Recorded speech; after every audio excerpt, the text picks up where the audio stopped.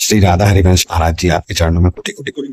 महाराज जी, भोजन के प्रति मेरी लालसा कम ही नहीं हो रही, रोज नए नए व्यंजनों में मेरी रुचि बढ़ती जा रही है। हाँ, तो ये 5 ज्ञान इंद्रियां हैं, 5 कर्मेंद्रियां हैं, ये पूरे चराचर जगत को फांसे हुए हैं।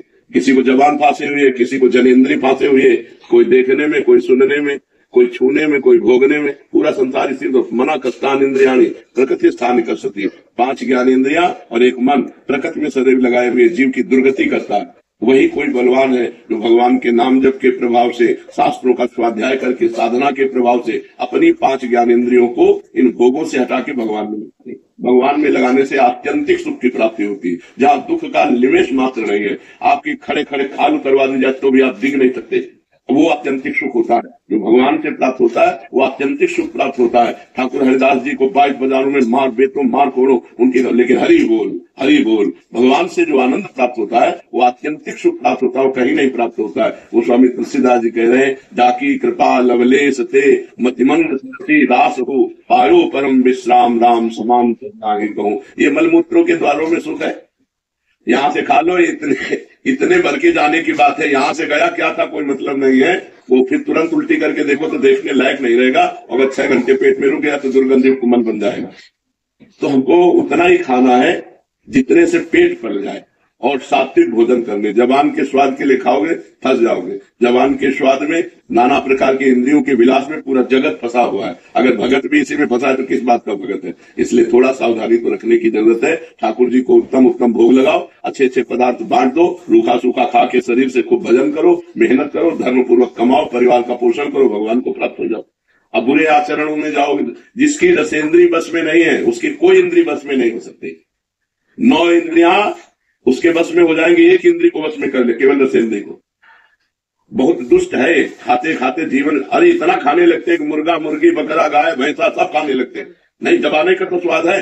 कितना गिरते चले गए कि राक्षस हो गए। बोलो, गाय मुर्गा कुछ भी, कितना लोग भ्रष्ट होते चले जा रहे हैं जबान के कारण। कुछ भी खा रहे हैं, कुछ भी चाट रहे हैं, कुछ भी, मतलब कुछ भी। अब उसके आगे आप विचार करके समाज में देख लो संसार का क्या है। मनुष्य जन्म देवत्व के लिए मिला है, उत्तम आनंद के लिए मिला है। 56 प्रकार के भोग ठाकुर जी को लगते हैं, एक से एक सुंदर स्वादिष्ट भोग ठाकुर जी को भोग लगाओ और उतना पाओ जितने से पेट भर जाए। शरीर को ज्यादा मोटा करने से हमारी दिनचर्या में बाधा आती है, रोग बढ़ते हैं, प्रमाद स्थिति होती है, आलस्य बढ़ता है, भोग बुद्धि बढ़ती है। शरीर को उचित अन्न दो और चर्बी मत बढ़ने दो। थोड़ा व्यायाम करो, दौड़ भाग करो, जिससे शरीर स्वस्थ रहे। मोटा होना स्वस्थ होना नहीं है। स्वस्थ होने का मतलब यथा योग्य वजन होना, यथा योग्य पेट होना, यथा योग्य आहार विहार होना, तो आपका उठना बैठना सब ठीक रहेगा।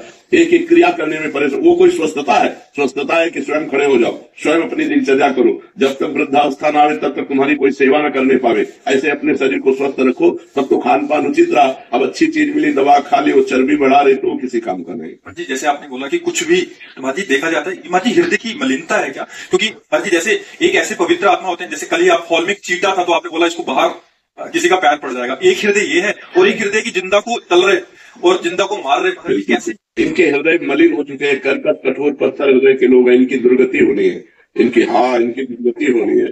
वो तो बहुत निंदनीय लोग हैं। भारत जैसा परम धर्म भी दूसरे देशों का अनुकरण करने के कारण भ्रष्ट होता जा रहा है।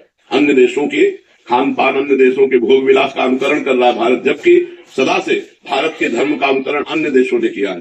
हमारा धार्मिक देश है, हमारा पवित्र देश है, जहाँ धर्म और पवित्रता है वही सब कुछ है। लेकिन अब नए नए बच्चे तो बुद्धि भ्रष्ट हो रही, अन्य देशों का अनुकरण। ये boyfriend girlfriend live in relation, ये व्यसन, जो ड्रग्स, ये सब अन्य देशों से अपने देश में पधारा है। ये कोई हमारे देश की न शास्त्र में कहीं लिखा है और न समाज में था।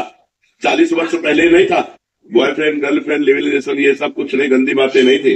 जवान बच्चे बच्चियां एक साथ पढ़ते थे, कभी कोई गंदी हरकत नहीं थी, जानते ही नहीं थे। अब मोबाइल आ गया, छोटे बच्चे से पूरी थ्योरिकल गाथा सुन लो, उससे संसार की पूरी गाथा उसको आती है, पूरा उसको पता है, क्योंकि मोबाइल उसके हाथ में, जानकारी सब कुछ है। अमरजीत जी आसाम से, राधे राधे महाराज जी।